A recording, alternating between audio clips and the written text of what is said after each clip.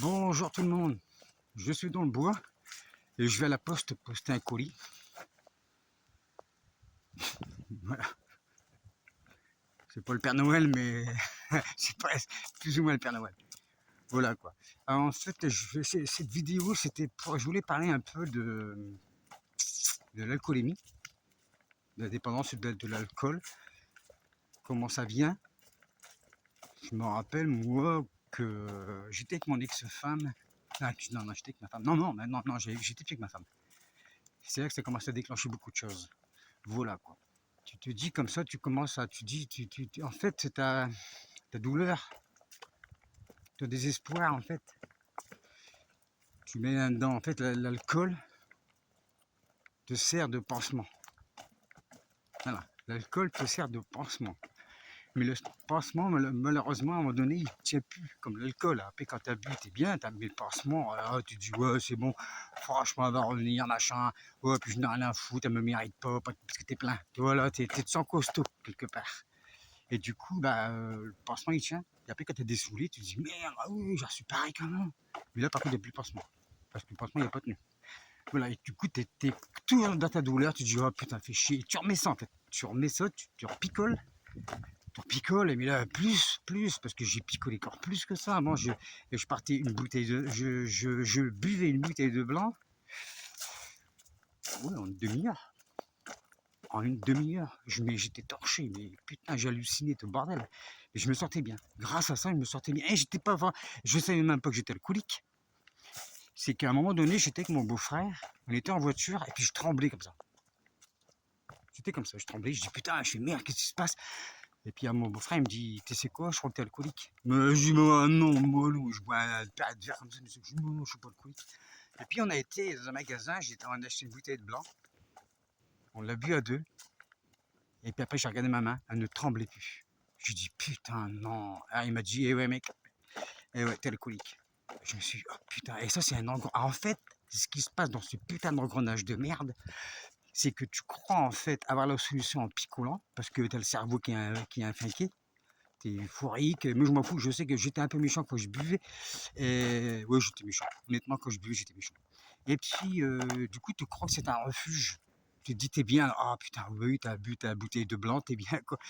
Et après, et du coup, ça te fait deux trucs en plus à gérer, parce que tu dois gérer l'histoire que ta femme s'est barrée, tu dois le gérer au maximum, au niveau moral, mental et tout machin. Et après, tu rajoutes un autre truc avec l'alcool.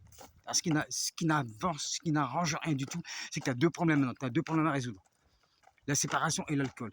Alors c'est pour ça qu'en fait, après je dis ça, c'est pas évident, parce que quand moi je sais que quand je l'ai fait, ça m'a fait du bien, mais je sais que c'est une merde, mais pas possible, parce que tu claques de l'argent, même au boulot, t'es au boulot, t'es quand même étant dans le gaz, t'es tremble, t'es pas bien, t'es pas le moral, et puis pour le plus que t'as plus une thune, t'es plus acheter d'alcool, alors ça te fait chier, puis tu sais que t'as un manque d'alcool, du coup t'as besoin de ça, putain, tu le prends, jusqu'au jour où tu te dis, putain, bon là on arrête là, parce que je tremble, et puis je suis plus rien, ça m'énerve, il y a plus rien qui tient, puis t'es fait plus rien en fait, tu penses qu'une chose c'est boire, voilà, tu penses qu'une chose c'est boire, du coup t'es bois, à un moment donné j'en ai eu marre, j'ai dit je tremble, et puis j'ai dit, j'arrête tout. J'en ai parlé à deux personnes. À Christine Rouard qui me suivait dans mes trucs administratifs et à mes parents. Et voilà, j'ai dit, j'ai un problème, je vous l'avoue, je suis alcoolique. Et ben il n'y a plus qu'une solution à faire, à l'hôpital. Je n'ai parlé à Christine Rouard, elle m'a dit, c'est pas compliqué, l'hôpital. J'étais à l'hôpital, j'ai fait ma cure et c'est à partir de là qu'elle m'a dit, c'est pas compliqué, quand vous allez sortir, faites une activité.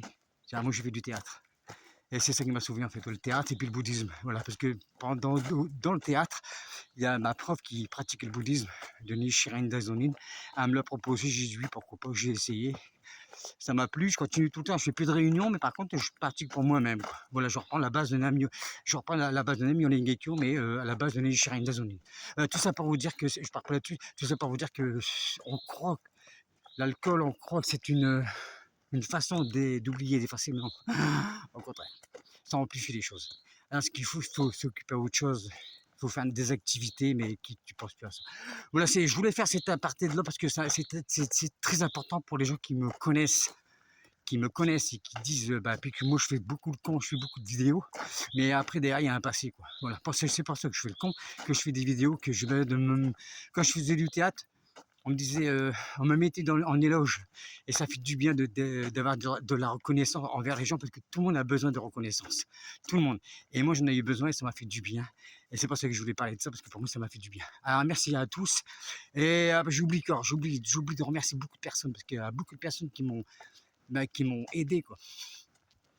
Comment dire ça? Moi, je peux dire merci, un grand merci. Un grand merci. Je peux dire un grand merci à ma collègue de boulot. Parce que voilà, je ne dirais pas son nom, parce que par respect, je ne dirais pas son nom. Moi, je sais que je l'appelle Margot lundi soir, ça me fait marrer. Mais je peux dire merci parce qu'elle m'a mis c'est pas qu'elle m'a mis en valeur, elle m'a fait comprendre beaucoup de choses sur moi-même que je n'avais pas vu, que dans le Pas-de-Calais, on m'avait cassé les pattes. Et elle m'a dit non, écoute pas ces gens-là. Écoute toi-même, tais toi-même. T'es pas moche, t'es pas. Je veux dire, t'es bien, t'es quelqu'un de bien, t'es courageux, machin. Elle m'a donné des tas de qualités. Et puis je peux dire merci, quoi. Voilà, c'est merci, puis je la respecte. Alors là, comment dire ça? C'est une personne que je respecte, mais alors, voilà, je la respecte. Voilà, et merci. Encore merci pour ce que tu as fait pour moi. Merci. C'est que des paroles, mais parfois des paroles font du bien.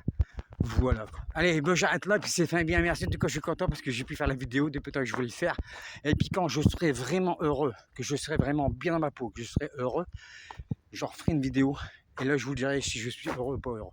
Là, honnêtement, c'est pas le top.